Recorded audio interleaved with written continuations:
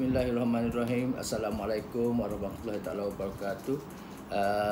Bertemu semula kita dalam kelas online Sains Sukan. Apa khabar semua? Cikgu harap kamu semua sihat dan pastikan anda menjaga kebersihan diri, jaga social distance anda dan pastikan anda selalu berada di rumah, stay at home. Okey, hari ini kita akan belajar bab yang terakhir, bidang yang terakhir Sains Sukan kata 5 ini, iaitu bidang kecederaan sukan. Bidang kecederaan sukan. Hari ini cikgu akan mengajar 2 subtopik, iaitu kecederaan sukan dan langkah pencegahannya. Iaitu di dalam bab ini ada beberapa subtopik, iaitu 7.1 ialah pengenalan kecederaan sukan. Kemudian kita akan ke unit 7.2 iaitu jenis-jenis kecederaan sukan. Kemudian bab 7.3 unit 7.3 pengurusan kecederaan sukan. Unit 7.4 pula ialah terapi dan rehabilitasi sukan. Dan unit yang terakhir itu unit 7.5 ialah stress harbor. Dan selepas habis bidang 7 ini, cikgu akan mengulang kaji bidang-bidang di tingkatan 4 dan 5 yang anda rasa anda belum faham. Jadi sebelum cikgu meneruskan pengajaran ini, sila bersedia dengan buku teks Sains Sukan ini. Sila buka bidang 7. Bidang 7 iaitu di muka surat 173, kecederaan sukan dan langkah pencegahannya. Dan pastikan juga bersama-sama dengan anda ada nota peta minda yang telah cikgu buat untuk unit 7.1, iaitu kecederaan sukan dan juga jenis-jenis kecederaan sukan. Jadi unit 7.1 pengenalan kecederaan sukan, iaitu berkaitan dengan punca kecederaan sukan, langkah-langkah pencegahan kecederaan sukan dan juga jenis-jenis kecederaan sukan. Pastikan anda mempunyai bersama-sama anda ada peta minda ini, unit 7.2 peta minda 2 peta minda ini. Okey, kita akan mulakan dengan pengenalan kecederaan sukan. Dalam kita tidak dapat mengelak apabila seorang atlet itu turun ke padang, turun ke track, pasti kecederaan akan berlaku. Sebenarnya kecederaan itu adalah satu keadaan yang biasa dalam dunia sukan. Jadi bagaimana kita ingin mengelakkan kecederaan sukan sebagai atlet atau sebagai jurulatih, kita yang pertama sekali mesti mengenali punca kecederaan sukan. Baik, punca kecederaan sukan ini terbagi kepada beberapa. Yang pertama ialah faktor kendiri. Faktor kendiri iaitu faktor yang disebabkan oleh kecuaian atlet itu sendiri. Iaitu atlet tidak membuat pemanasan badan. Yang pertama, kecuaian dan kelalaian atlet itu dia tidak membuat pemanasan badan. Keadaan ini apabila dia tidak membuat pemanasan badan, otot-otot badan tidak bersedia untuk menerima bebanan yang agak berat dalam sesi workout nanti, dalam sesi latihan nanti. Hal ini akan menyebabkan berlakunya cedera kepada tisu lembut, iaitu pada bahagian otot, pada bahagian ligamen dan pada bahagian tendon. Jadi sekarang soalan cikgu yang pertama. Sila isi jawapan apa itu ligamen dan apa itu tendon. Apa perbezaan antara ligamen dan juga tendon? Itu kena jawab nanti. Yang kedua, kecederaan disebabkan oleh faktor diri atlet ini juga ialah dia tidak membuat pengendoran, aktiviti pengendoran dan pemulihan selepas workout itu selesai.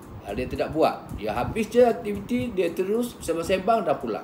Jadi bila tidak membuat aktiviti pengendaraan ini, asid laktik tidak dapat diturunkan.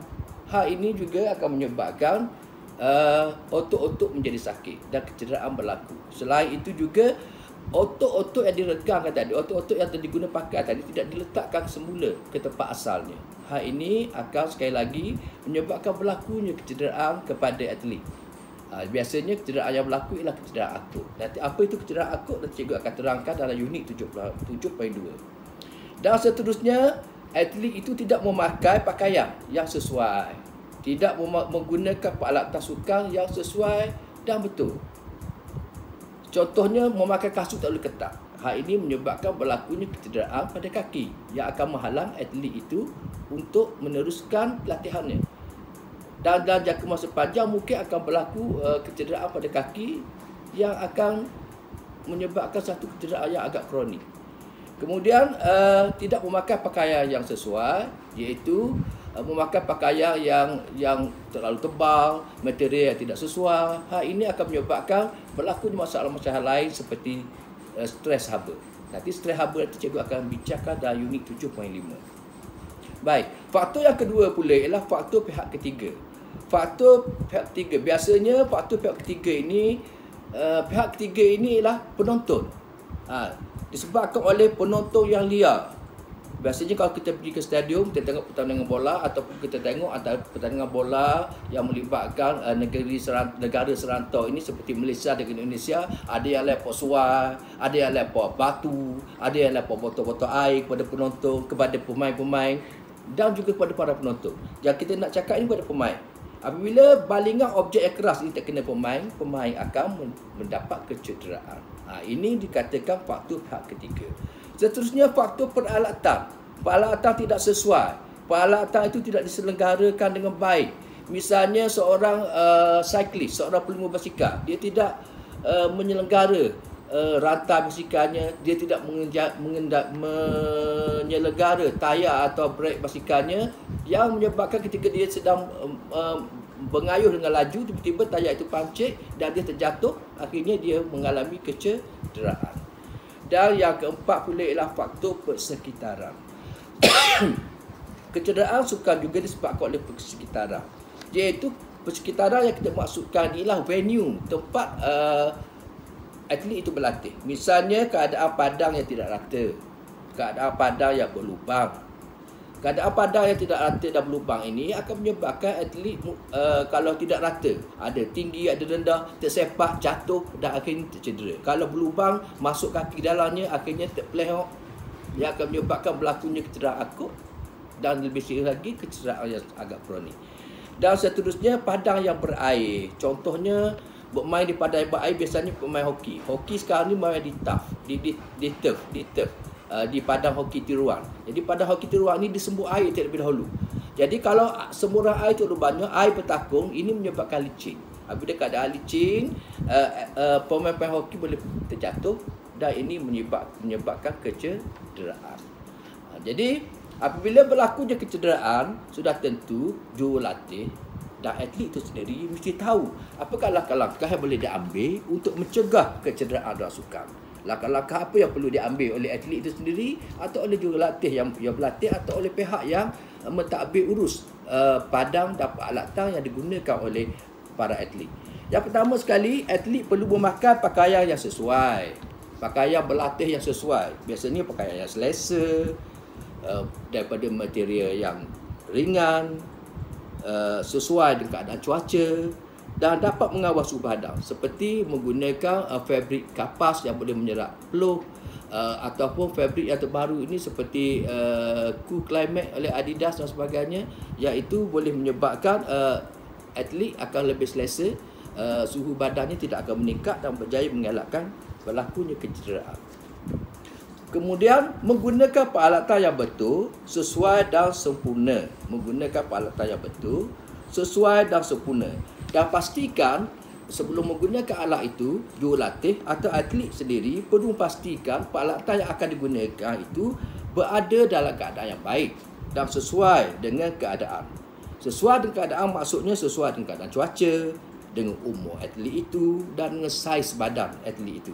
Sekiranya perkara ini diabaikan, boleh menyebabkan kecederaan. Biasanya kalau kita dengar setengah ada atlet yang cedera kerana tiba-tiba terhempas oleh tiang go yang patah. Jadi kecuaian menyelenggarakan peralatan sukan seperti yang go ini boleh mengundangkan kecederaan yang tanpa diduga. Kemudian persekitaran yang selamat. Persekitaran yang selamat, pastikan padang yang digunakan untuk melatih itu mempunyai ciri-ciri keselamatan seperti rata, tidak berlubang, tidak licin dan bersih. Kemudian atlet juga dan jurulatih juga perlu menggalakkan atlet memakai peralatan perlindungan. Peralatan perlindungan untuk mengelakkan kecederaan kepada bahagian tubuh yang sensitif. Seperti memakai pelindung kepala. Yang ini penting untuk goalkeeper hoki, pemain-pemain hoki. Kalau kita tengok pemain American football, rugby sekarang sudah memakai pelindung kepala untuk mengelakkan daripada kecederaan. Begitu juga dengan pelumba basikal. Dia akan memakai helmet dia tu untuk mengelakkan kecederaan pada kepala sekiranya berlaku aksiden dan atlet itu terjatuh. Kemudian memakai pelindung mata, memakai pendekat mulut. Misalnya kita tengok sukan rugby memakai pendekat mulut untuk gigi. Sukan rugby pun ada, American football pun ada, tapi yang kita selalu tengok ialah sukan tinju. Memakai pendekat mulut untuk mengelakkan kecederaan seperti patah gigi sekiranya tumbukan terkena pada mulut. Patah gigi yang handsome jadi tak handsome. Kemudian pelindung kaki, memakai pelindung kaki. Bola sepak memakai pelindung kaki. Okey, jadi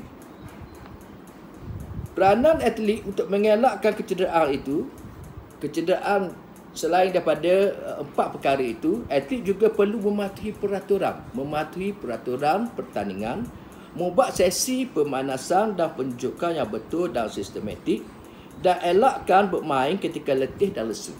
Ketika kita letih dan lesu, tubuh kita ini akan menjadi tidak seimbang. Sekiranya kita terjatuh, tubuh kita tidak akan dapat menyerap hentakan dengan baik dan seterusnya kecederaan akan berlaku. Mematuhi peraturan maksudnya atlet itu perlu bermain mengikut peraturan, perlu mengawal perasaan, tidak bermain terlalu kasar sehingga boleh mengundang kecederaan pada diri sendiri dan juga kepada pihak lawan. Okey, seterusnya kita pergi kepada jenis-jenis kecederaan sukan. Dan bila cedera ni, kecederaan yang macam mana akan berlaku? Dan biasanya kecederaan sukan ni, jenis-jenis dia ni ada dua. Ada dua jenis kecederaannya. Tengok nota anda, iaitu kecederaan tisu lembut dan kecederaan tisu keras. Kecederaan tisu lembut. Kecederaan tisu lembut dan tisu keras, apa bezanya? Kecederaan tisu lembut ini berlaku pada kulit, pada otot, pada tendon, pada ligamen, pada salur darah, pada saraf, pada kelenjar dan pada bahagian-bahagian lain yang melindung anggota tubuh. Itu kecederaan tisu lembut. Manakala kecederaan tisu keras berlaku pada tulang atau gigi, iaitu yang melibatkan masalah patah. Jadi itu perbezaan antara kecederaan tisu lembut dan tisu keras. Tisu lembut ni pada bahagian-bahagian cikgu katakan tadi, kulit, otot, tendon, ligamen, salur darah, saraf dan juga kelenjar serta bahagian-bahagian yang melindung anggota badan. Manakala kecederaan tisu keras pula ialah pada tulang atau gigi yang biasanya melibatkan masalah patah. Baik, sekarang kita tengok dulu pada kecederaan tisu lembut. Yang pertama, kecederaan tisu lembut dia panggil sebagai sprain.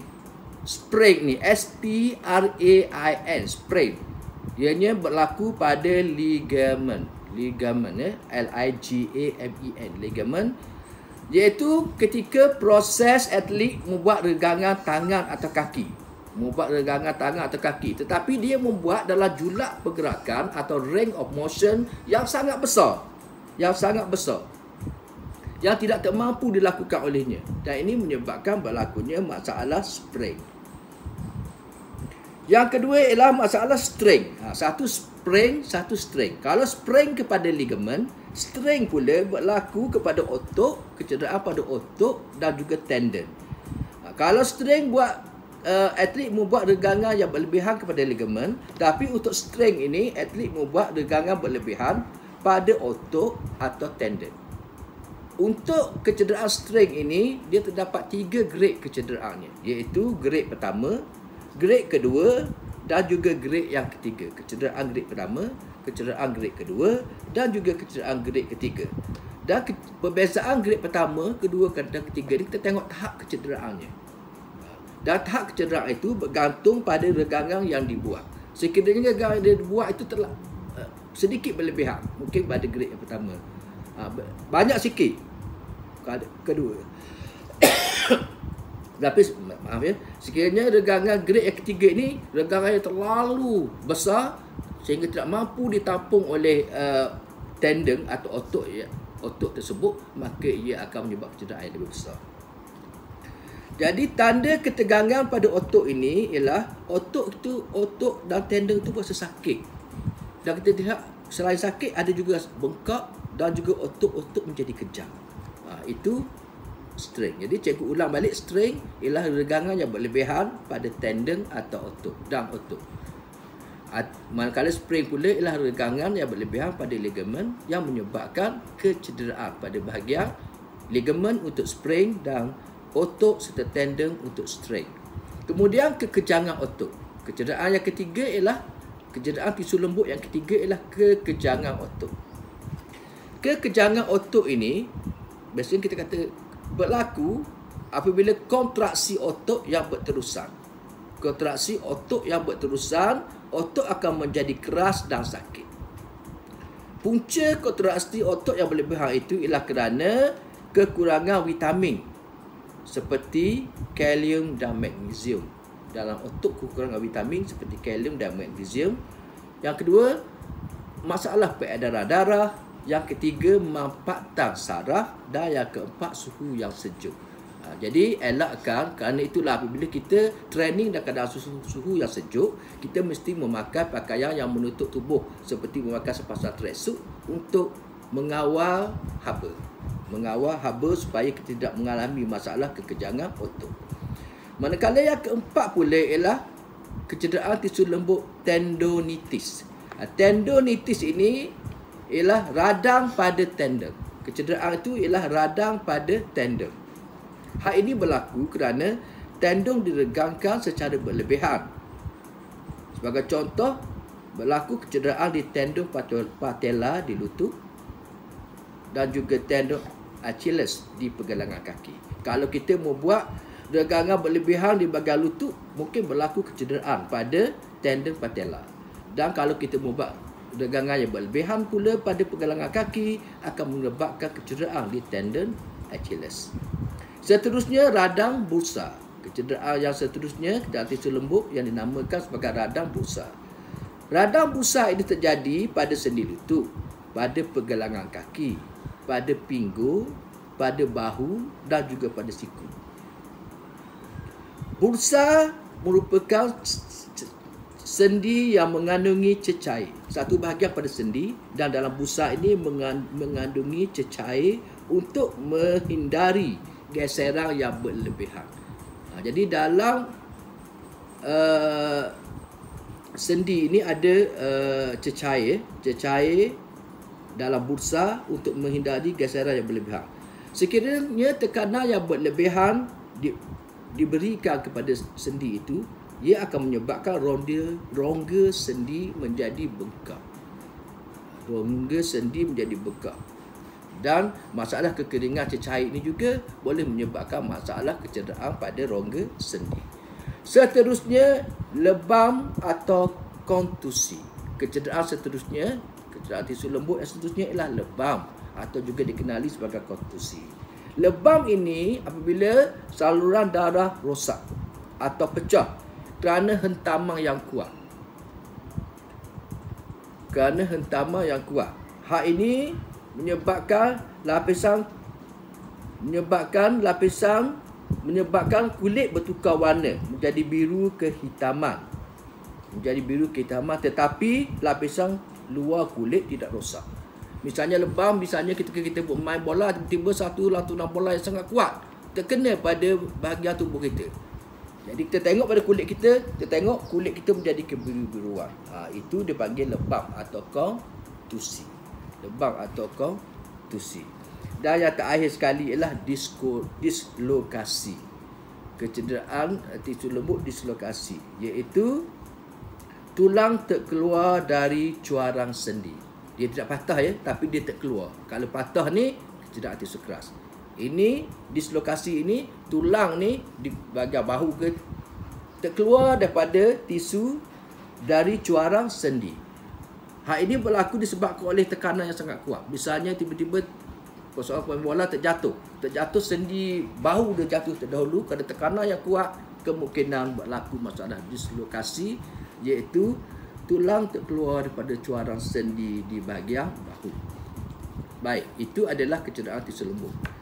Kecederaan yang kedua ialah kecederaan tisu keras. Sebagaimana yang cikgu cover awal-awal tadi, kecederaan tisu keras ialah berlaku pada tulang atau kaki, tulang atau gigi, tulang atau gigi. Yang kecederaan ini melibatkan tulang atau gigi patah. Baik, kecederaan tisu keras ini terbagi kepada dua, iaitu kecederaan terbuka dan kecederaan patah terbuka, patah yang tertutup. Jadi patah kecederaan tisu keras ialah patah. Ada dua jenis patah. Patah terbuka dan patah tertutup. Patah terbuka ini ialah tulang yang patah itu terkeluar daripada kulit. Dia patah, tubik daripada kulit, codek, tubik daripada kulit putih tu. Manakala patah yang tertutup ialah tulang itu patah tapi masih berada di dalam kulit. Ada dua. Jadi untuk patah tertutup ini ada beberapa jenis. Apa jenis patah tulang secara tertutup? Iaitu yang pertama patah tebu. Patah tebu merupakan patah separa. Tulang tu macam ni, separuh je patah, tidak patah penuh. Separuh saja patah, dan tulang patah dan membekok, tetapi tiada darah. Tak ada darah. Ini patah tebu, darah tidak terkeluar. Yang kedua, patah remuk. Patah remuk ialah kepatahan tulang ini menjadi kecil-kecil akibat impak sangat kuat. Misalnya dalam sukan tinju atau sukan muay thai atau sukan taekwondo, pihak lawan telah terkena tumbukan yang kuat daripada lawannya, terkena tumbukan yang kuat pada giginya, dan giginya patah secara kecil-kecil. Itu ialah patah remuk. Atau pada bahagian tulang mukanya patah secara kecil-kecil, terkena tumbukan yang sangat kuat, itu kita bagi patah remuk. Dan biasanya patah remuk ini berlaku dalam sukan tempur, iaitu akibat tumbukan yang tak padu dan kencang. Kemudian yang ketiga pula, jenis patah tertutup ini ialah patah melintang.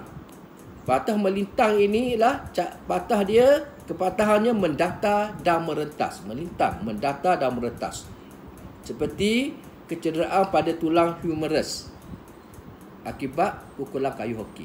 Bila kita bermain hoki, tiba-tiba pihak lawan menghayung stiknya dengan kuat untuk memukul bola hoki, tetapi pukulannya tak terkena bola hoki, tapi terkena tulang humerus kita, dan akhirnya dia patah melintang. Kemudian patah serong. Patah serong ini ialah patah yang bersudut dan tajam.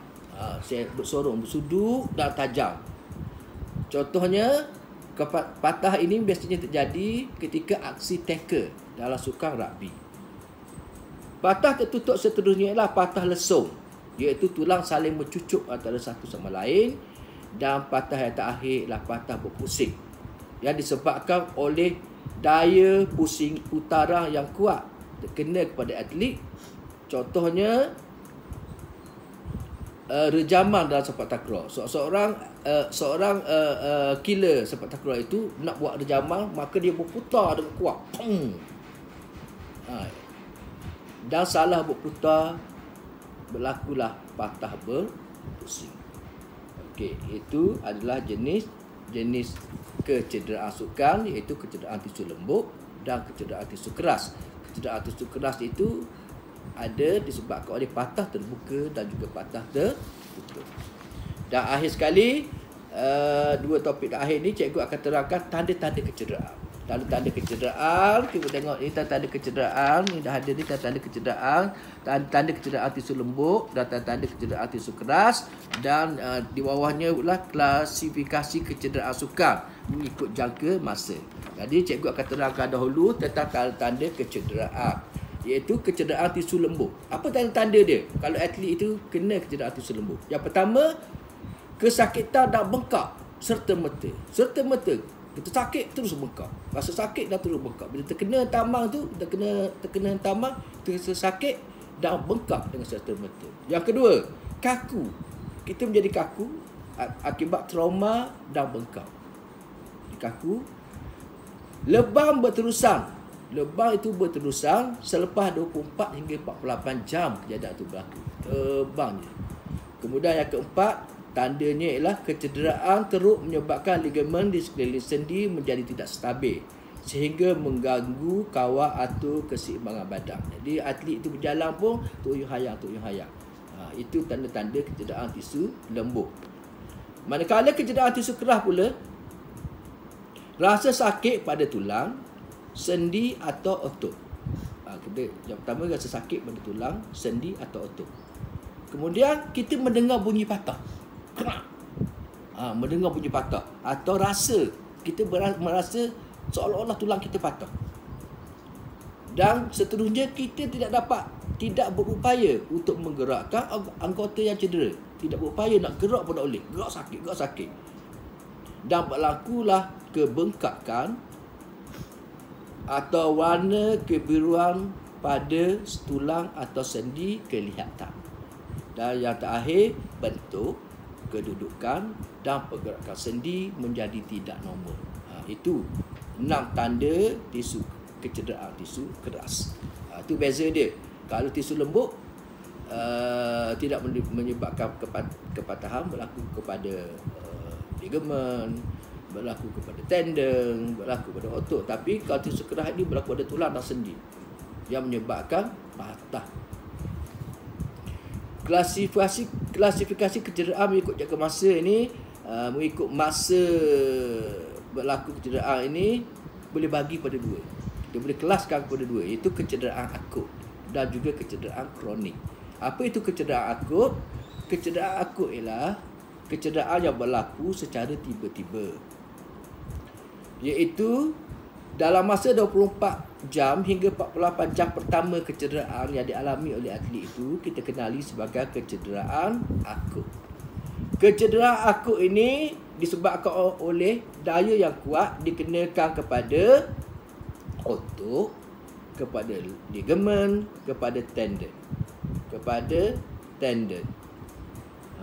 Biasanya otot, ligamen, tendon ini cedera kerana kita meregangkannya melebihi kekuatan tisu itu. Kita buat regaman di ligamen melebihi daripada kekuatan ligamen itu. Akhirnya ligamen itu akan cedera. Dan yang kedua, disebabkan oleh julak pergerakan yang kita buat itu terlalu besar sehingga tidak tertampung oleh kekuatan otot, ligamen dan tendon. Julak pergerakan ini kita ringkaskan sebagai ROM, iaitu range of motion. Kecederaan akut, contoh kecederaan akut ini ialah sebagai contohnya kita pergi ke gym dan kita membuat aktiviti leg press di gym. Daya yang berlebihan yang dikenakan ketika kita buat leg press itu akan menyebabkan otot quadriceps kita menjadi koyak. Itu ialah contoh kecederaan akut. Manakala kecederaan kronik pula ialah berlaku apabila atlet melakukan pergerakan berulang-ulang. Melakukan pergerakan yang sama secara berulang-ulang. Hari ni buat ni, hari ni. Satu aktiviti yang sama, monotonous. Seperti dalam sukan berenang, sukan berlari, servis tenis, servis badminton, servis sepak takraw. Bila latihan itu, mereka membuat latihan berulang. Servis je. Merejam sepak takraw je. Berlari je, berenang je. Jadi aktiviti berulang-ulang ini dan juga pergerakan yang berulang-ulang ini dan kadang-kadang melebihi julak pergerakan sendi, range of motion itu akan menyebabkan kecederaan berlaku secara perlahan-lahan dan mengambil waktu yang lama. Maknanya sebulan sakit bau, 2 bulan sakit bau, 3 bulan sakit bau, sakit berpanjangan bau itu. Kerana contohnya kalau selain itu dalam sukan tenis, contohnya ialah masalah tenis elbow, iaitu kesakitan pada bahagian siku kerana kelebihan gunaan siku itu. Kita duk main sama tenis. Jadi kita selalu menggunakan siku secara berlebihan dan siku ini selalu sakit secara berpanjangan. Selain itu, sukan-sukan lain yang menyebabkan berlakunya kecederaan kronik ialah seperti sukan yang melakukan aktiviti yang berulang-ulang seperti berlari dan juga berenang. Berlari dan juga berenang. Jadi kecederaan akut ini ialah kecederaan yang berlaku secara tiba-tiba. Secara tiba-tiba je, dalam masa tu kena terus cedera. Tetapi kecederaan kronik ini, kecederaan akut secara tiba-tiba dan cepat. Kena, sakit, cedera. Tetapi kecederaan kronik ini ialah kecederaan yang berlaku secara berpanjangan. Dia mengambil masa yang lama dan rasa sakit itu berpanjangan. Jadi itu sahaja untuk hari ini. Sekiranya ada soalan, cikgu harap anda boleh bertanya dalam WhatsApp nanti, dan saya akan cuba menjawab soalan-soalan anda itu dengan sebaik-baiknya.